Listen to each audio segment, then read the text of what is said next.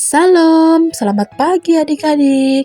Kita bertemu lagi di dalam renungan firman Tuhan untuk anak sekolah minggu. Apa kabar adik-adik hari ini? Pasti dahsyat dan luar biasa, bukan? Kakak percaya adik-adik adalah anak-anak yang hebat, anak-anak yang diberkati oleh Tuhan. Amin. Baiklah, mari kita berdoa untuk firman Tuhan yang akan kita dengarkan.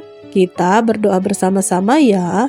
Tuhan Yesus yang baik, kami bersyukur karena hari ini kami masih menikmati hari yang baru. Kami boleh menghirup udara yang segar di hari ini. Terima kasih Tuhan, dan pada saat ini kami akan mendengarkan firman Tuhan. Berkati dan urapi telinga kami, agar firman itu tertanam di dalam hati kami. Kami semakin kuat di dalam Tuhan. Di dalam nama Tuhan Yesus kami berdoa. Amin. Adik-adik, firman Tuhan hari ini terdapat di dalam kitab Lukas pasal yang ke-10 ayat yang ke-25 sampai ayat yang ke-37. Orang Samaria yang murah hati.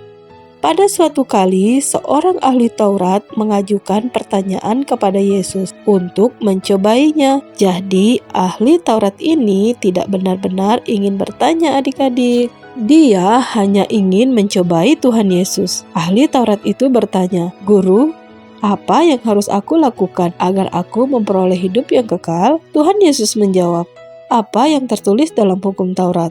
Orang itu pun menjawab, "Kasihilah Tuhan Allahmu dengan segenap hatimu, dan kasihilah sesamamu manusia." Lalu Yesus berkata, "Benar katamu itu, dan lakukanlah itu, maka kamu akan memperoleh hidup." Tetapi ahli Taurat ini tidak mau kalah, dan ia ingin membenarkan dirinya. Ia bertanya lagi, "Guru, siapakah sesama manusia itu?" Lalu Yesus berbicara kepadanya dalam sebuah perumpamaan. Kata Yesus, "Ada seorang yang sedang berjalan dari Yerusalem ke Yeriko. Dalam perjalanannya, datanglah perampok yang merampoknya. Mereka tidak hanya merampok, tetapi juga memukulnya sampai terluka parah. Orang itu tergeletak di pinggir jalan dengan tidak berdaya. Kemudian datanglah seorang imam yang melewati jalan itu. Dan tentu saja imam itu melihat orang yang dirampok tergeletak di pinggir jalan. Namun bukannya membantu, tetapi imam itu melewatinya begitu saja. Ia tidak mau menolong orang tersebut. Setelah itu lewatlah seorang Lewi melewati jalan yang sama, dan ia juga melihat orang itu. Namun Lewi ini juga tidak mau menolong. Ia juga melewati orang itu begitu saja. Lalu kemudian datanglah seorang Samaria yang juga melewati jalan itu. Orang Samaria ini melihat orang yang tadi dirampok. Ia tergeletak di pinggir jalan. Orang Samaria ini tergerak untuk menolong. Ia merasa kasihan kepada orang itu. Orang Samaria itu menghampirinya. Ia merawat luka-lukanya dan membawanya ke sebuah penginapan untuk dirawat dengan menggunakan keledainya. Keesokan harinya, orang Samaria itu membayar penginapan dan meminta mereka untuk merawat orang yang terluka tadi. Dan seandainya saja ada biaya lebih dari perawatan itu, maka ia akan membayarnya ketika ia akan kembali.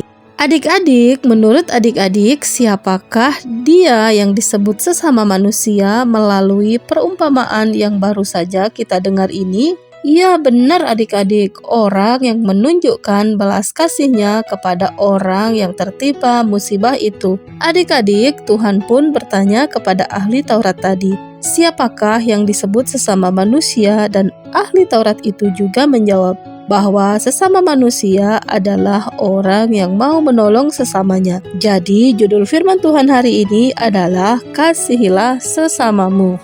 Adik-adik sekolah minggu, ahli Taurat adalah seorang yang sangat mengerti hukum Taurat dan hukum-hukum Allah. Ahli Taurat tadi datang kepada Yesus hanya ingin menjebak Yesus untuk membenarkan dirinya sendiri. Tentu saja Yesus mengetahui isi hati dari ahli Taurat tadi, tetapi Yesus tetap mengasihinya dan mengajarinya lewat perumpamaan. Dalam kehidupan kita sehari-hari, kita sering melihat orang-orang di sekitar kita yang membutuhkan bantuan kita. Firman Tuhan katakan kepada kita hari ini bahwa kita adik-adik yang benar-benar mengasihi Tuhan, kita harus menunjukkan kasih itu kepada sesama. Dan kita harus menunjukkan kasih Allah yang besar itu kepada dunia. Dengan cara kita harus mau membantu sesama. Kita harus membantu orang-orang yang sedang membutuhkan pertolongan. Ahli Taurat itu bertanya tentang kehidupan yang kekal. Bagaimana menurut adik-adik? Apakah dengan berbuat baik kepada sesama berarti kita telah beroleh hidup yang kekal di surga? Tentu saja tidak adik-adik, karena kita adalah manusia yang berdosa. Hanya Yesus, Allah yang besar, yang sempurna, yang mampu membayar dosa-dosa kita. Karena kasih-Nya kepada kita, Yesus mencurahkan darah-Nya di atas kayu salib untuk menerima hukuman atas dosa-dosa kita. Sehingga pada akhirnya kita memperoleh hidup yang kekal bersama Yesus di surga. Jadi adik-adik, hanya kasih Yesuslah yang membuat kita memperoleh hidup yang kekal di dalam surga.